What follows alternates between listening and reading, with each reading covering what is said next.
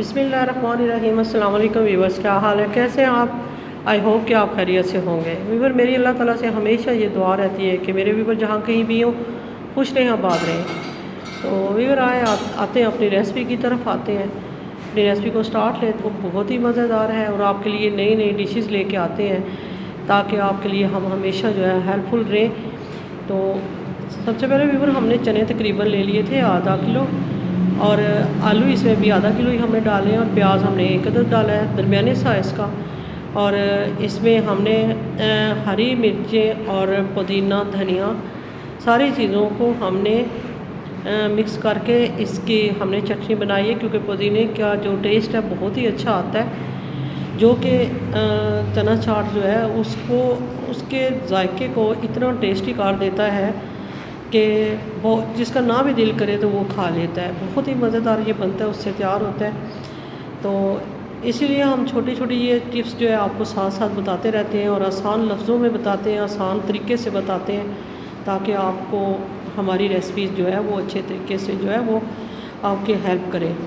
तो इसमें हमने प्याज काट लिए थे, तकरीबन एक अदद हमने प्याज लिया है, टमाटर हमने 3 से 4 अदद लिए, और बंद गोभी जो है वो हमने तकरीबन थोड़ा सा एक टुकड़ा लेके उसको बारीक बारीक जो है वो कद्दूकश कर लिया था, ताकि ये बारीक बारीक हो तो बहुत ही मज़े की लगती है और इसमें अच्छे से जो है वो मिक्स हो जाती है। तो इसमें हमने चाट मसाला ऐड किया है, क्योंकि इसमें हमने नमक बहुत ही कम जो है वो शामिल किया है। लाल मिर्चें जो है वो हम थोड़ी सी डालेंगे इसमें जायके के हवाले से, ताकि ज़्यादा तेज़ ना हो, बच्चे भी खा सकें। तो सारी चीज़ों को अच्छे से हम मिक्स करेंगे। अब किसी भी पतले चमचे के साथ इसको अच्छे से मिक्स करें, बल्कि 2 चमचे ले लें ताकि अच्छे से ये मिक्स हो जाए। इसका मसाला जो है वो सारी जो है वो आलू और चने पे लग जाए। तो ये मिक्स हो गई है।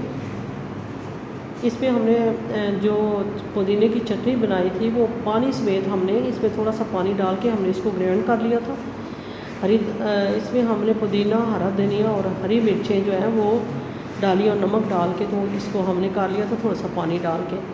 तो अब इसके ऊपर ही हम फेंट के अच्छे तरीके से मिक्स करके मिक्सर के साथ इसको हम जो है वो मिक्स करके इसके ऊपर डाल देंगे, ताकि सारे चाट पे अच्छे तरीके से जो है वो दही शामिल हो जाए।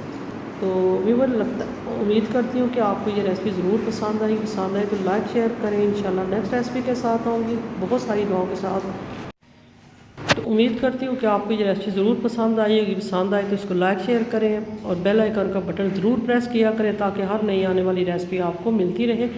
तो ढेर सारी दुआओं के साथ अल्लाह हाफिज़।